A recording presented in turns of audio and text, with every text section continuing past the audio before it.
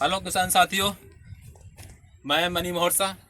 मैं आपको महिंद्रा सेंटर के बारे में और भी कुछ ज़रूरी बातें बताना चाह रहा हूँ। जैसे कि ये जो कंपोस्ट बनकर आता है ये दिल्ली से बनकर आता है और कभी कभी राजस्थान से भी आता है।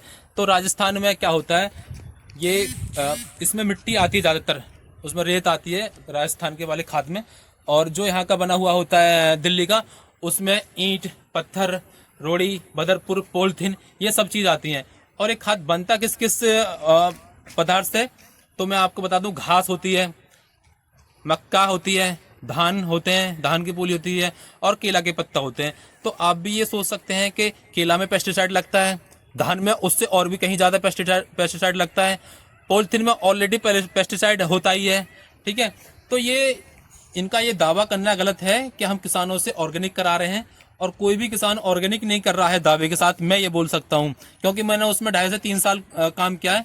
मैं उससे किसानों से फील्ड में गया हूँ, उनसे अधिकतर मैं जानकारी रखता हूँ। तो कोई भी किसान पेस्टिसाइड नहीं, ऑर्गेनिक नहीं कर रहा, सब पेस्टिसाइड ही कर रहे हैं। और अगर आपका किसी भी किसान भाई का सैंपल फेल होता है तो आप उसकी जांच एक प्राइवेट लैब से भी करवा सकते हैं, और अपने इस पे आप अपना सवाल भी पूछ सकते हैं। इन लोगों से डरने की कोई जरूरत नहीं है। ठीक है, ये आपको क्या करते हैं, ये सैंपल उठाते हैं और जांच के लिए भेजते हैं, ये ना ही रिपोर्ट देते हैं। सबसे पहले आप रिपोर्ट मांगिए हमारे इसमें पेस्टिसाइड में क्या आया है। ठीक है, और अपनी बात को रखिए, डरने की कोई भी जरूरत नहीं है। और जो ये माल खरीद रहे हैं उसकी निगरानी रखिए। C100 जो देते हैं उस पे ध्यान दीजिए, कितना देते हैं।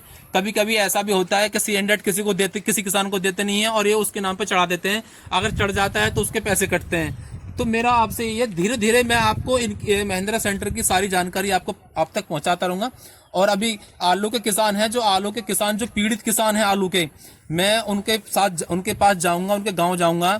ये इधर सैनी साइड के हैं किसान हैं, सेहल के किसान हैं, और बहादुरगढ़ के पास के गांव है, वहां से किसान है। मैं उनका पॉडकास्ट जारी करूंगा अभी एक 10 दिन के अंदर अंदर। मैं उनसे बात करूंगा और आप तक बात पहुंचाऊंगा कि उन आलू में किसान कंपनी ने कितना उनको पीड़ित किया था, कितना उन पर प्रेशर डाला था, कितना वो नुकसान में गए।